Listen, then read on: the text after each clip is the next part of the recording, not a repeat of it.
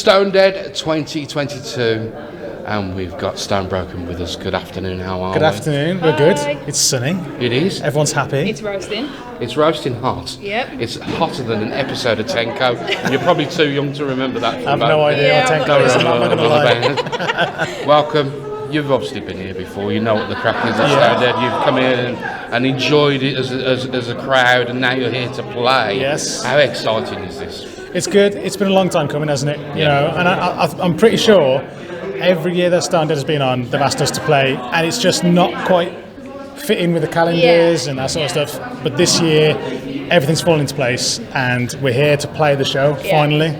And the fans are really, really looking forward to it. It was Revelation, the new album that's come out. Yeah. Dead exciting. This is like almost like, well, the last time I saw you was the first show you probably played after, post pandemic. Yeah. Which was obviously a download pilot. Yes. I've got to ask you about that because every band that I spoke to was in tears. It must have been the same for you. It was emotional, not going to lie. Yeah. But also, I mean, what kind of band, after 2 years of not playing a show, goes and plays to 10,000 people? Yeah, like nerves backstage. I was like, oh no. I called my mom. Yeah. And I said, we've got a show. And she's like, have you? And I said, what would you think would be the ideal show for us to play? She's like, oh no, something like a 500 cap room. Yeah. No, about 10,000. She's like, get out of it. I'm like, no, that's what we're playing. And her reaction was my feelings just as we was walking onto stage. Like, what are we doing? What are we doing here? This is huge. And I was there. I was actually at the performance there, and of course, it was a captive audience because there was only 10,000 people there. So when you finished playing, they moved to the next one, and they went back there like that. So that was like, you know, an amazing post-apocalypse gift for you guys, of course.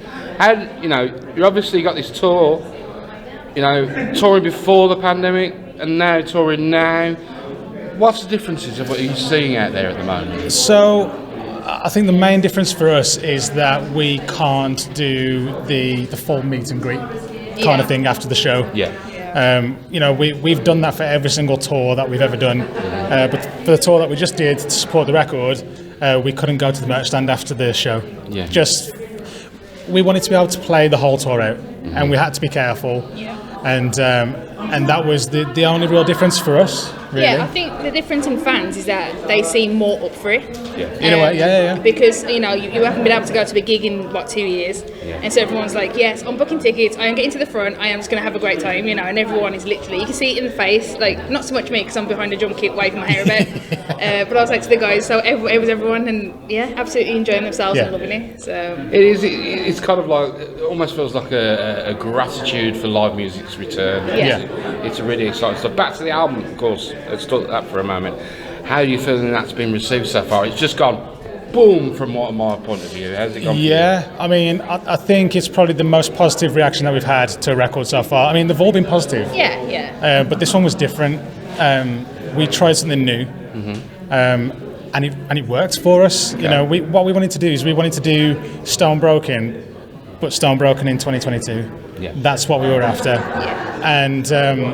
And we linked up with a guy called Dan Weller who produced the record, and we worked for months on end on the record, and it really paid off because everyone seems to love it. It's a step in a new kind of direction. It's not like we're not forgetting what we've done. You know, we're still very much. You listen to the songs and you know that they're a Stonebroken song. It's a Stonebroken album, but we try to sort of like feed in some more contemporary things in there, and it's been really well received. And we were nervous about it, you know, because why were you nervous about that? Because I think people were kind of used to what we would do. Yeah, I think they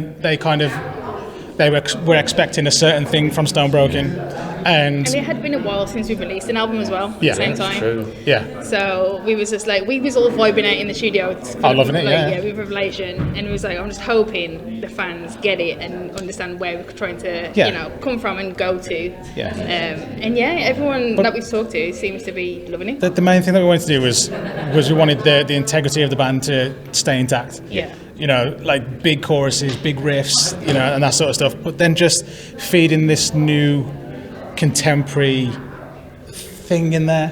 And I think we managed to do it. And like I say, at the start, we were a bit nervous because Revelation, it's very different, the lead single. And I think it surprised a few people. And once they listened to it a couple of times, they're like, I get it, I understand it now. You know? Well, when you try new things, it's always the same thing in any walk of life, really. When you try something new, you're always nervous unleashing it into the world. Exactly. And hoping that people will go there with you. Yeah. The crowd are really, really ready for you today. They really, really are. So April, May tour, how did that go? It went really well, other than I got laryngitis halfway through it. Right. But aside from that, it was brilliant. It was just great to be back out on the road. We'd done some one-off shows, but we hadn't done a complete tour. So it was just nice to be back out on the road with a tour crew and doing what we've always done. Yeah, 100%. You know, so yes, there were a couple of things that were bumps in the road, but we got through it, and it was amazing. The journey and not the destination. That's what we're talking about here. Exactly. Well, we're really, really excited. Of course, Christmas coming up. Yeah. In a few months. We're talking about Christmas. It's hot. I know I've got a beard and I look like Father Christmas. We all know that. But, you know, you're going to do a big show at KK's this year. We are. It's our first ever Christmas bash. Yeah. And it came together. Okay, so we were doing pre-production for the tour that we did. And we did that at KK's Steel Mill, where we literally set up all of our stuff. We play a show and see if there's any teething issues. Yeah. And we were talking to the owner and to the promoter, and we've known these guys for a while. And we said, it just came up in conversation, it'd be great if we did an end of year big bash. And they were like, yeah, let's do it. And we're like, oh, cool. Yeah, it's only a suggestion. Well, this has now got some traction. And before we know it, we're announcing the show on the 16th of December. And there's big plans for it now. So we're really looking forward to it. Yeah. That's really, really cool. And it's in my actual hometown. I was born in Wolverhampton, so. I know. I think it was the last time I saw you in Wolverhampton. It was a Glenn Hughes gig many couple of years back. Yeah. Black Country Communion. Yeah. Do you remember that? Oh, yeah. Back then, that was a gig. So today is your day. Yeah. What have we got in store? You can tell us now, because by the time this goes out, We'll have already played. You've already played it. So let's have some insider secrets. Inside scoop. So we're going to be playing a song that we've only played live once before, and that was 2 weeks ago. Okay. So for a lot of the guys here, it'll be the first time hearing it live. Let's tell you what the most difficult thing is. Going from a headline set to a festival set, which songs do you cut? It's always difficult, isn't it? That was the hardest one, as well as bringing in some new tracks. Yeah. You know, it's something from Revelation, but we didn't play it on the tour, but we're playing it here today. Well, there you go. You've got the exclusive here. Thank you very much for your time, Stone Broken, everybody. Thank you very much. Well done. Thank you.